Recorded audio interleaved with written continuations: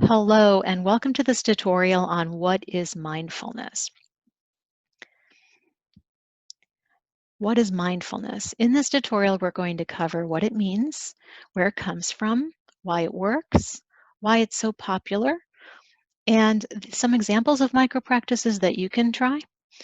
And if you have any questions at the end of this tutorial, feel free to leave them in the comment box below the video, and I'll make sure to respond to them. So what is mindfulness? Well, there are a lot of myths and misconceptions out there, and to help us build a working definition that's accurate, we're going to play a true or false game. I'm going to put on the screen about half a dozen or so statements that you often hear about mindfulness, and we're going to decide together whether or not they're true or false. And the first one is, mindfulness is meditation. Is this statement true or false? Well, the answer is false. If you want to think of mindfulness as a sport, then meditation is the exercise that helps you get better at the sport. There are a lot of different practices, including meditation, that lets you get better at mindfulness, which ultimately will lead to greater awareness of your emotions, your thought patterns, and the world around you in the present moment. What meditation and other practices do is it helps enhance your ability to be present, to be focused, and to pay attention with an open curiosity. So that's the distinction between mindfulness and meditation. The next thing you hear an awful lot is mindfulness is a form of religious practice, and typically folks refer to mindfulness as Buddhist. Is this true or is this false? Well, the answer is false. Mindfulness is a basic human capacity that every human being possesses from the time we're little kids, and it's certainly not owned by any group. It's not something that requires belief in any spiritual tradition or religion, and it can be developed with practice and training.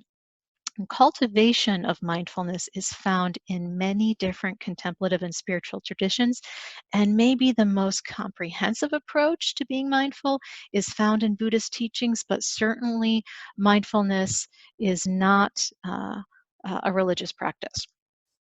The next statement you see a lot is mindfulness is about paying attention to the breath and being able to empty your mind. True or false?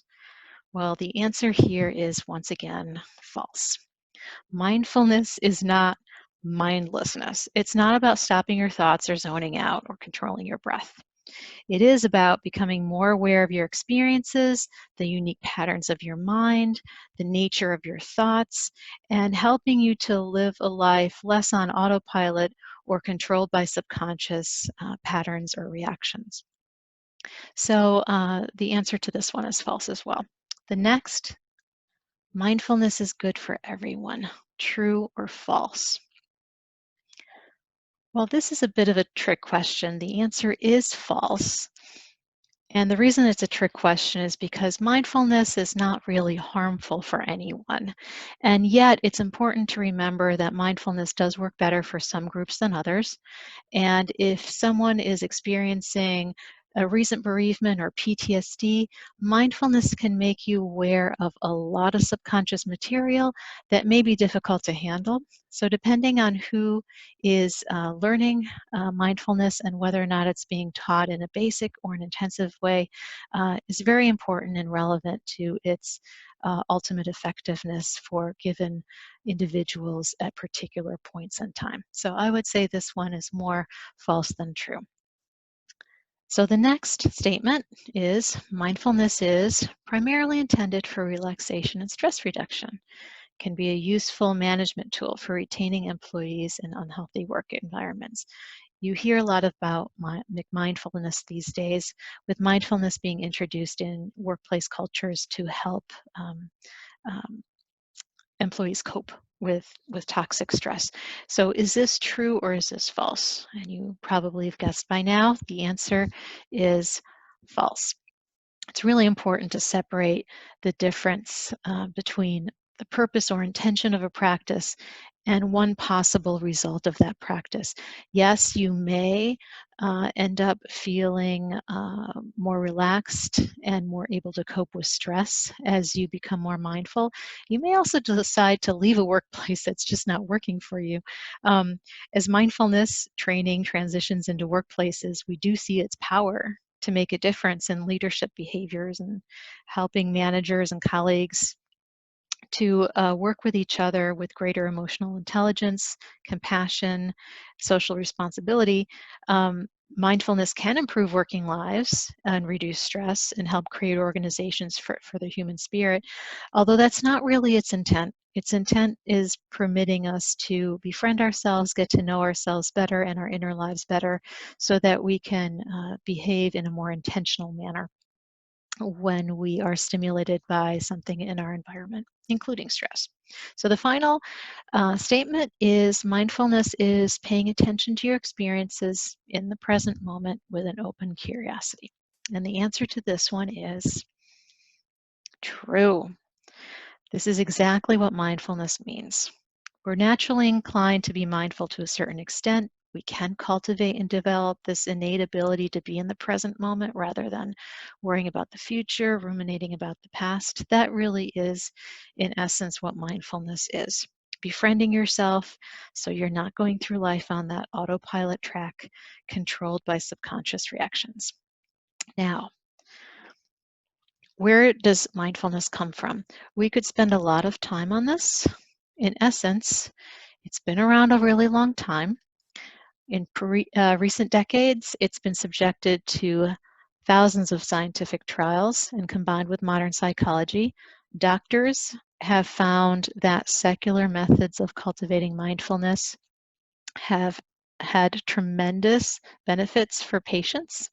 And you might have heard of MBSR and MBCT. Those are clinically validated mindfulness programs that are used in medical settings. And meditation, mindfulness meditation, is one of several ways you can strengthen your intention to be mindful, paying attention to your experiences in the present moment with open curiosity. And there are so many forms of meditation: walking, standing, sitting, lying down, eyes open, eyes closed, on a cushion, not on a cushion, involving breath work, not involving breath work. So many different ways to cultivate your ability to be mindful. So why does this work? Now, mindfulness can help change your brain structure, integrate your brain functioning, and regulate your nervous system. And without putting you through a medical degree's worth of neuroscience, we'll make this really simple and use a slide that's used with kids. Here's one from blissfulkids.com that helps school children learn more about how their brain functions. In a nutshell, your brain is made of multiple parts that have evolved over time. The red amygdala and the blue hippocampus are part of your older reptilian limbic system that helps keep you safe when you feel that you're in danger, and that helps you think clearly with the help of the more recently evolved prefrontal cortex in orange. And what does mindfulness have to do with all of this? Well, what scientists have found using MRI imaging and other scientific ways of monitoring the effect of mindfulness meditation is that over time, meditation actually reduces the gray matter volume of the amygdala, which in turn reduces reactivity, feelings of overwhelm, and overall limbic hijack that prevents that orange prefrontal cortex from doing its job in making us smarter at decision making, helping us think clearly, and invoking higher order cognitive functioning. And over time, meditation also thickens the blue hippocampus, permitting and enhancing higher cognitive processes by allowing the red amygdala and the orange prefrontal cortex to do their thing without interference from the other systems. So that, in a nutshell, is how mindfulness and mindfulness meditation affect the brain. So what are the benefits of mindfulness and why is this so popular? Well, Many groups have found many different benefits coming from mindfulness, and they would fill multiple slides. The way to remember all of these is to simplify this with the help of our friend James Bond, who is famous in the movies for saying shaken, not stirred. Now, if you're a real James Bond fan, you know that his peak performance in life and getting the most out of it does not have to do with shaken, not stirred martinis, which he actually disliked in the books. And instead, by approaching life with a certain amount of clarity and cognitive ability to be in the present moment and react to stimuli in the right way, and in essence and in general, living a life that leaves you stirred, not shaken. So to be able to notice your surroundings and savor each moment, since the present moment is in the end the only moment we really do have, not worrying too much about what's coming in the future or what happened in the past, but being able to act with discernment and judgment in the present. So stirred, not shaken is the benefit to your life from mindfulness. So how can you be mindful? Well, there are many different practices, and I'm just going to give you a couple of examples of micro practices you might try in your everyday life. One is simply the following. Can you notice the moment your inhale becomes your exhale? And if you can do that for one breath, and then maybe another breath, you'll notice the ability of using your breath as an anchor to keep your mind focused on the present moment rather than worrying about the future, ruminating about the past. And if you string enough of these inhales and exhales and noticing the moment they change together, that really is all there is to meditation. And you get better and better at being able to do more and more of them in a row. Mindfulness of the body, you can simply, wherever you are right now, mentally scan your body from head to toe. Notice where your body seems to be carrying the most tension, and then see if you can release that tension by either stretching or letting go or adjusting your body posture.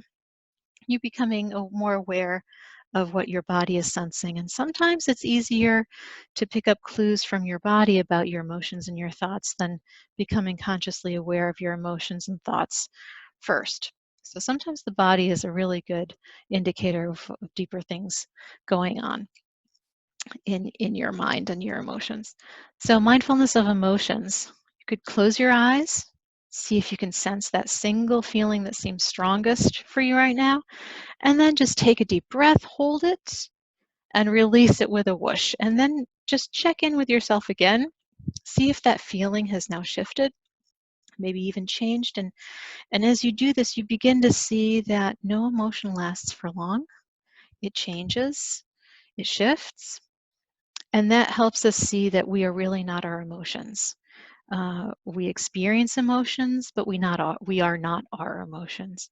And it's funny that we say, I am angry, rather than saying, I have anger. Frankly, it's the latter that's more accurate, and you begin to see that you're not a slave to your emotions, and your emotions aren't always accurate. And finally, mindfulness of thought and thought patterns. You could imagine sitting in a movie theater, watching your thoughts on the screen, remembering, judging, worrying, and then you can imagine continuing to move towards the back of the movie theater and see whether, by looking at your thoughts from a distance on that movie screen, whether you notice anything new about them. Do you mostly remember things? When you worry, does it tend to be a top 10 list of common worries? Probably. And you begin to see that you are not your thoughts. Your thoughts are separate from who you really are. And they're not always true. They might feel real, but they're not always true. And you can begin to work with them. And you begin to notice how they might sometimes hook you. And you can begin to unhook from them.